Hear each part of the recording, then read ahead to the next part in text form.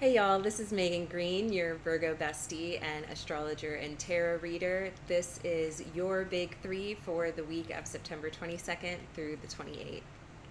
We're coming off the heels of that solar eclipse energy, and so what that lunation, what that superpowered lunation was trying to provoke in us is the recognition of anything that needed to be shed or let go of in the areas in our Virgo and Pisces houses, and what needed to be released in order for something new to be planted there. And whatever new is being planted in your life right now is about to kind of take over. Eclipses tend to work themselves out in series of like 6 month to year-long patterns. So what you are seeing planted now is something that's going to extend beyond just this moment. So if you are sitting back and feeling like nothing really happened for me during this eclipse, I really encourage you to make note of this moment and then perhaps revisit it in 2 months, 4 months, 6 months, and see how that topic in your life has undergone some sort of change. And that's going to be some sort of shedding in order to have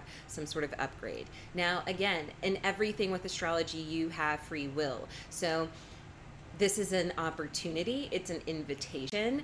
You don't have to work with it. So if you're not seeing results, perhaps that is an internal investigation within, where you can just kind of be like, hey, am I actually doing the work that these transits are asking of me, or am I kind of avoiding it? Or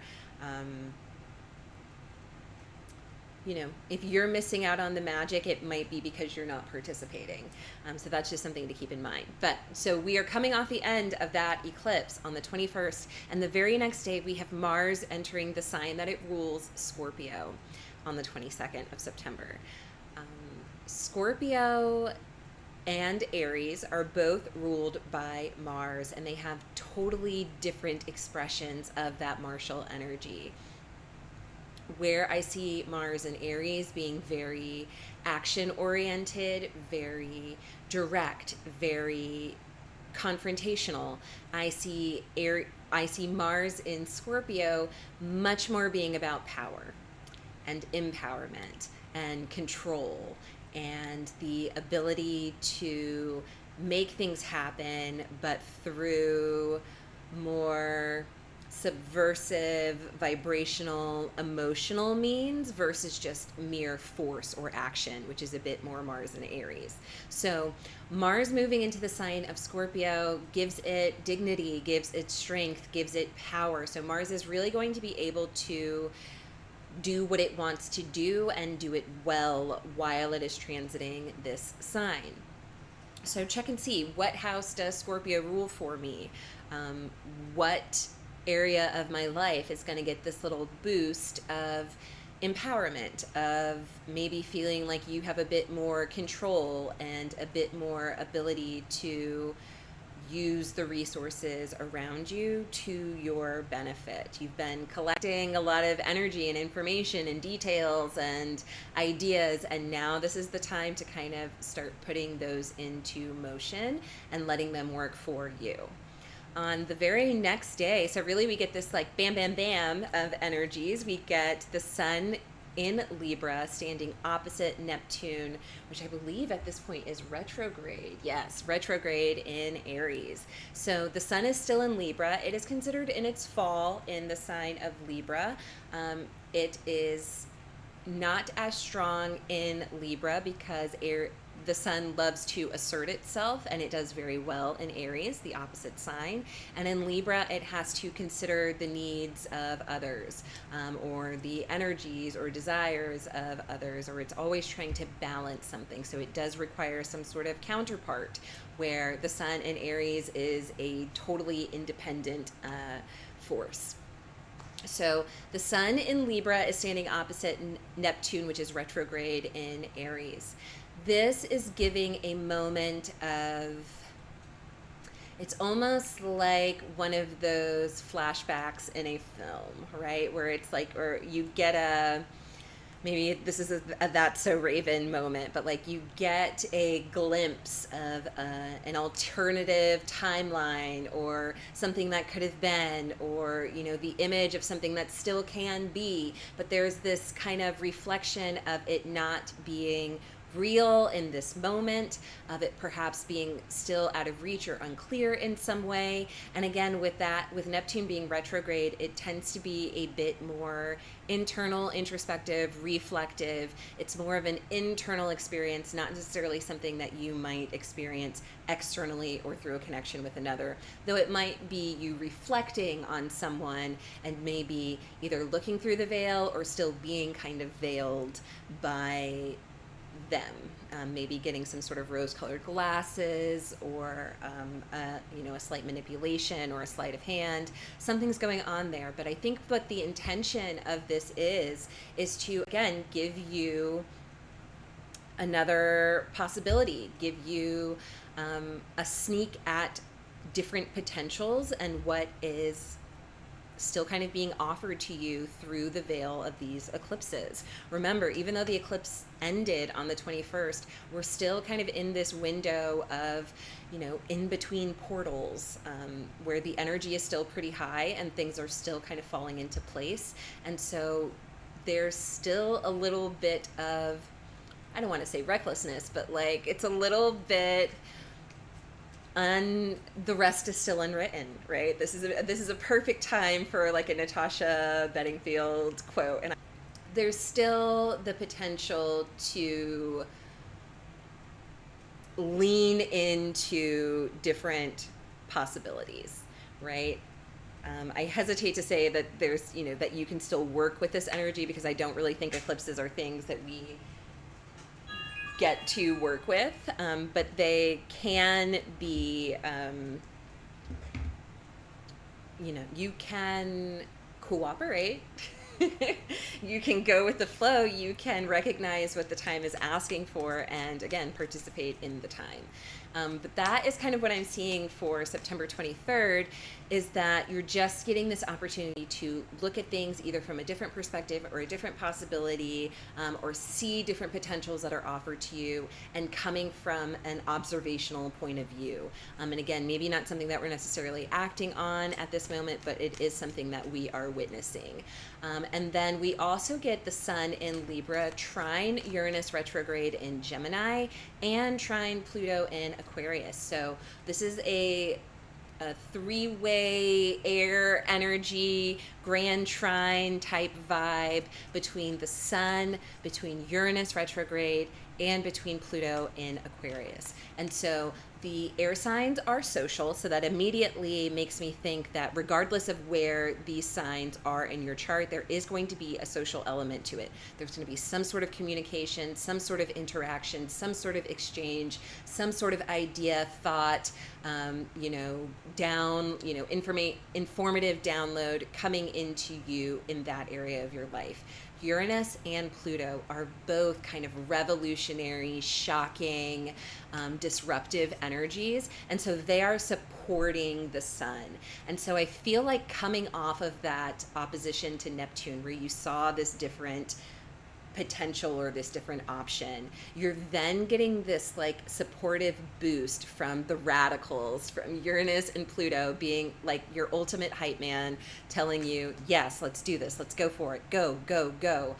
And yes, there is still a retrograde energy involved, so maybe this is more about like just an internal hyping up to then later put into motion, at a later time. Or it could be that we're taking action now, depending on how, all of this pings your chart individually. But there's something about this trine to Uranus and Pluto the next day that is just really encouraging you to take a leap, to go for it, to disrupt whatever in your life has been kind of stale or kind of stuck, or maybe, making the connections that you needed to make. Maybe we are finally being, connected with a person who can help us into the next level. Maybe we're having a conversation that really is eye-opening to us and creates a different pathway forward. But we're in this really faded, optimistic time of ultimate potential.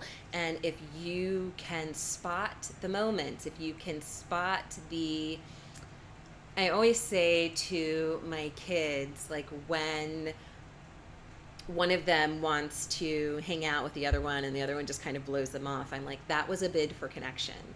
What I'm seeing here with this grand trine is like you're getting little bids for connection that maybe normally you would have brushed off.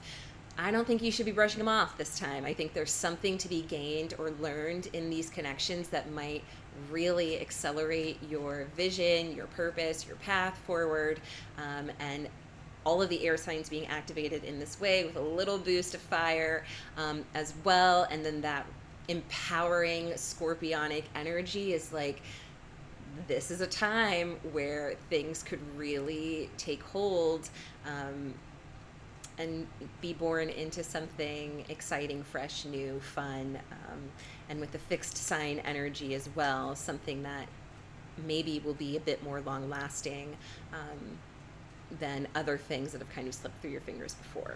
So that is just something to think about and consider in terms of the big three transits for the week of September 22nd and the 28th. After the 24th, it does kind of quiet down a little bit. So you'll get an opportunity to really unwind from some of that eclipse pressure as the week moves on. So let's shift into tarot. Okay, y'all, now we are shifting into our big three tarot cards for the week of September 22nd through the 28th. I am using, what deck is this? Is this the Black Tarot?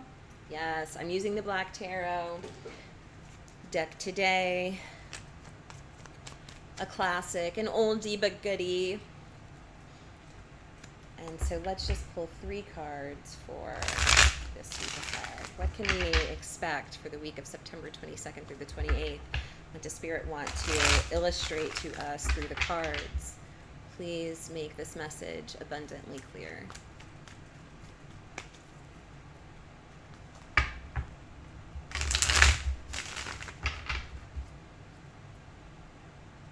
Okay. Father of Knives, which is King of Swords. Star, and the Eight of Swords. Okay.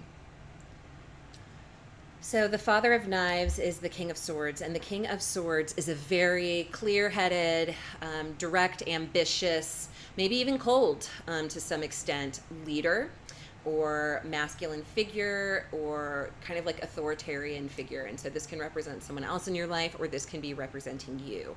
But basically there is a clarity of thought of an action and a desire to get something done and not really involve a lot of emotions with it, right? So like this is not something that is going to be motivated by emotional mood swings. This is going to be something that's really based in logic and fact and getting something done and accomplished. The next card that I have here is the Star, and it's the only major arcana in this pull. The Star is about hope and inspiration. It's about faith, looking ahead to like a brighter future or potential. It can also kind of be about your dreams, you being the star, you kind of standing in that light or that recognition. And then our final card here is the Eight of Knives, which is the Eight of Swords. And this is about maybe feeling stuck within your own insecurities, your own fears, maybe limiting yourself in some way. And so the way that I kind of put all of these cards together is that we are going to have to get really clear and out of our insecurities and really start moving from a place of divine action and clarity. And so where the Eight of Swords does kind of want to make you feel limited, it does want to make you feel like you don't have enough, or you, this is very much South Node in Virgo, right? Where we were just ending with that eclipse. It's, here are all of the reasons why you can't do something. Here's all of the reasons why this isn't real. All of the reasons why you can't trust this.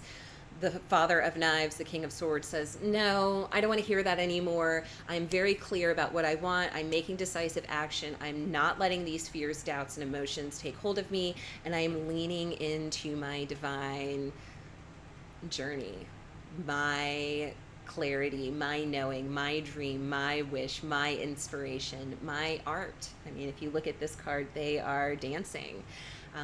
And so that's kind of how I see this week. I think this week might be a week of really kind of examining our fears, maybe doing kind of the scorpionic thing where you really kind of look at your darkness in the mirror and then make it your strongest ally instead of the thing that is holding you back. Use those negative energies to fuel you being empowered and taking control and manifesting the dreams that you have for your life. I love that. Well, that was hopefully a very helpful breakdown of your big three, what you can expect for the week of September 22nd through the 28th. As always, this is your girl, your Virgo bestie, Megan Green. I'm an astrologer and tarot reader based out of Gainesville, Florida, and I would love the opportunity to read for you via Zoom, either with astrology and or tarot, or whatever it is you want to chat about. If you're a student of astrology and just want to learn more, I love to spend time connecting in that way too. So yeah, y'all, I hope you guys have a great week, and I will see you next week.